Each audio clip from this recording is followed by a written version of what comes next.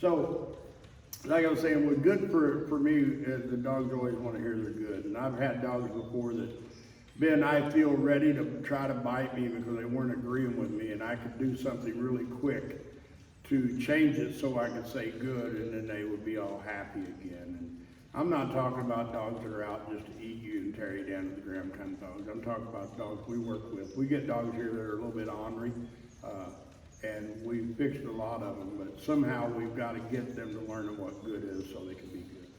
And for me, act means that they're going to get themselves in trouble if they don't change the behavior. And for me, it's just A and add some T's to it, or some A's and add a T to the end of it.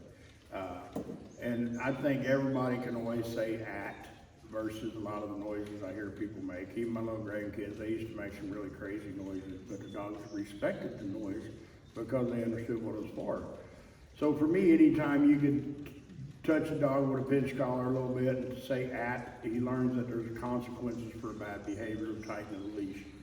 Then whenever they give back to you, you can say good, and they understand you're doing the right thing.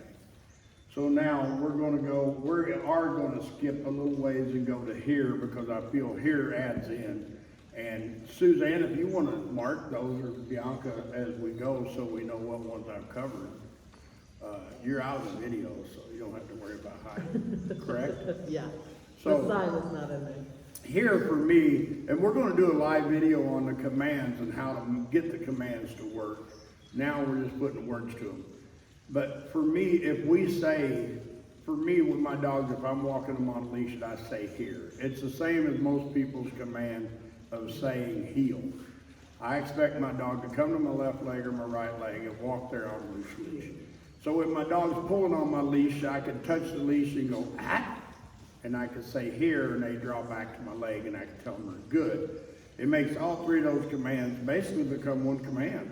And for me, a lot of times, if I have my dog sitting in front of me, facing me, and I'm on a 6-foot leash, and I say here and touch the leash, I expect my dog to come into me, circle around, and come up to my leg and sit. So we've got those.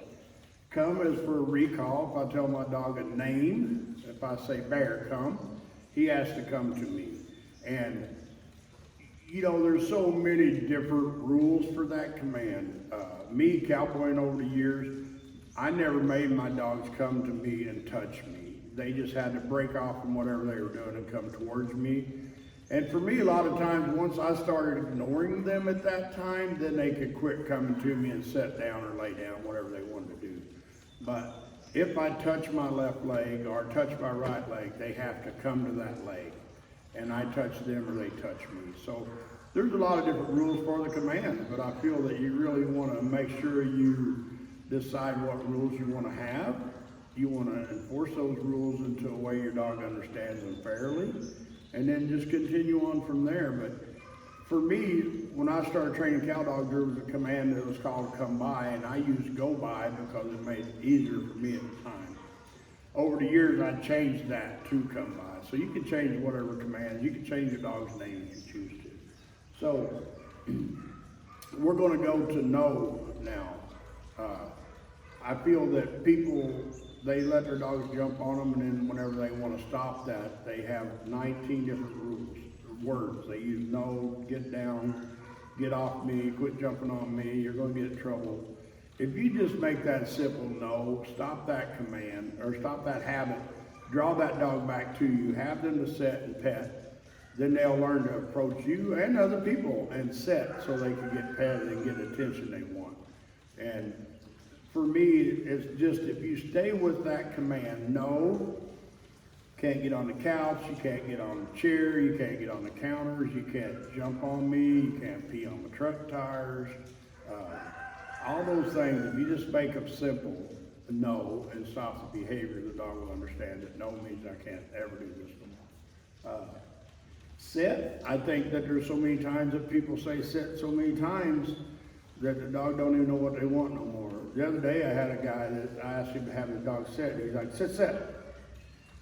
I'm like, holy crap, that's a lot different than normal. You know, normally it's sit, sit, sit 10 times, but he just, and he done it 3 or 4 times. He's like, sit, sit. And I'm like, let's just try it one time set and then make that happen, and then it makes it a lot easier on the dog. So that covers set. Leave it for me is a lot of times when we play fetch with a dog, whether it be a ball, stick, frisbee, whatever. People try to get that from their dog, and they try to take it forcefully rather than have a dog hand it to them, tell them to drop, and they take it. If you touch it, drop, they gotta let it go. If they're standing by you, say drop, they gotta drop it. If they're out in the middle of the field, you say drop, they gotta drop it. Now, for me, I feel that we get in so much trouble with playing fetch with a dog is because we start jumping and bouncing and trying to catch the dog to take the object. If you've done your homework with the command of come, your dog always has to come to you.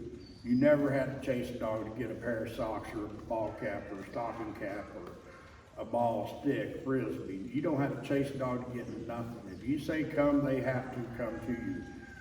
They do not have to bring the object. They can spit it out 10 feet away and come to you. That's their choice. But if you teach your dog to come to you and set, then you will not have to run them down to take an object.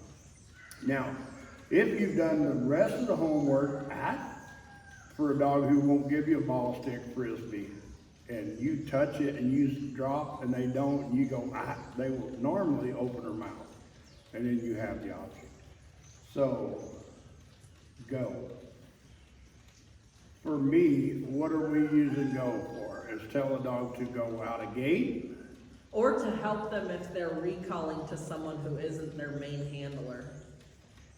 To go to a person. Yeah. Correct. Yes.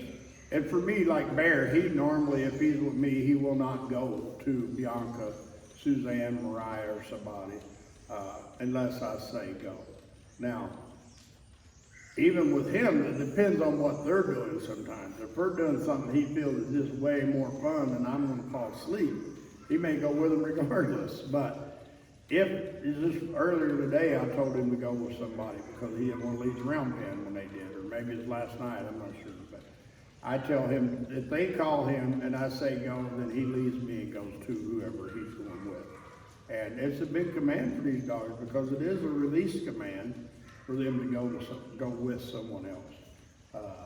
Load, for me, I mean, I use load up in vehicles a lot. You know, in the round pen, we just use load on this platform that we have dogs on. You've seen it probably on our videos many times. But if you tell your dog to load up in the vehicle, they should load up. For me, it's the same. If you can just say load, one word, you can leave the up off of it, and tell them to load, they got to jump in your vehicle. A lot of pups, this is a hard command because when they're little babies, they can't get in, but they can normally get their front feet in, and then we pick them up and put them in. So we've trained them not to jump in, only put their front feet and we'll help them. A lot of times here with the barrel work we do, it'll go right to your vehicle and they'll jump in your vehicle if you load them on a barrel. So the load is it's a huge command for dogs because you'll want to load them in pickups, load them up at the vets on the tables to get them worked on, whatever you might, grooming tables, whatever you might want to do. Be nice. You know, for me, I feel that a lot of people don't ever put a be nice command on a dog. A lot of people don't understand why I do or what it means. But for me, if I've taught my dogs, and it all goes back to cow dogs. I started with my cow dogs that says they can't bite an animal that will work. We send them out after cattle. Normally the dogs have to bite and fight a little bit to get the cow's respect. But goats and sheep, I don't want them to bite. Like my wife herds chickens and turkeys with her dog, and her dog can't bite.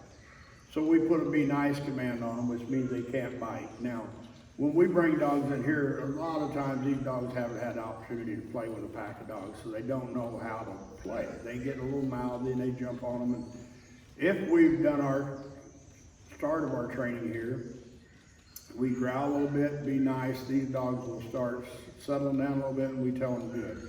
Or we'll swat them with a leash a little bit, whatever, to get them to break off from not being so bitey.